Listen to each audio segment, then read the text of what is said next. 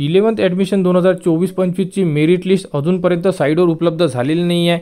तर भरपूर विद्यार्थी कमेंट्स करत आहेत। तर तुम्हाला सर्वप्रथम लॉग इनमध्ये यायचं आहे, तर तुमच्या डिव्हिजनला क्लिक करा आणि त्यानंतर लॉग इनला क्लिक करा। तुमच्याकडे जो ID आहे आणि पासवर्ड आहे, तो ID आणि पासवर्ड टाकून तुम्हाला सर्वप्रथम लॉग इन करायचं आहे। यामध्ये आपण सर्व गोष्टी डिस्कस करू।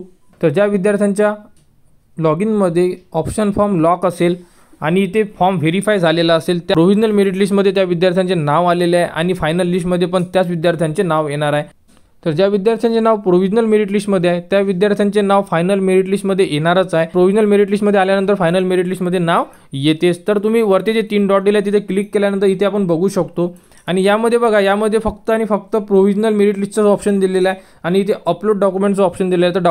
तर डॉक्युमेंटसुद्धा तुम्ही अपलोड करू शकता जर करायचं असेल तर। या अगोदरचा व्हिडिओमध्ये आपण सर्व गोष्टी सांगितलेल्या आहे। तर इथे प्रोव्हिजनल मेरिट लिस्ट आली आहे, तर इथे तुम्हाला फायनल मेरिट लिस्टचं ऑप्शन अजूनपर्यंत उपलब्ध करून दिलेलं नाही। 21 तारखेला उपलब्ध करून देण्यात येणार होते, परंतु ते उपलब्ध करून दिलेले नाही आहे।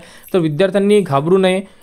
फायनल मेरिट लिस्ट लेट आली तरी काही प्रॉब्लेम होणार नाही आहे। आपलं प्रोव्हिजनल मेरिट लिस्टमध्ये नाव असेल म्हणजे फायनल मेरिट लिस्टमध्ये नाव येणारच आहे आणि अलॉटमेंटमध्ये सुद्धा तुमचे नाव येणारच आहे। तर अशा प्रकारची ही अपडेट होती। तर फायनल मेरिट लिस्ट आल्यानंतर त्याबद्दलची अपडेट तुम्हाला उपलब्ध करून देण्यात येणार आहे। त्यासाठी आपल्या चॅनलला सबस्क्राईब करा व हा व्हिडिओ इतरांपर्यंत शेअर करा।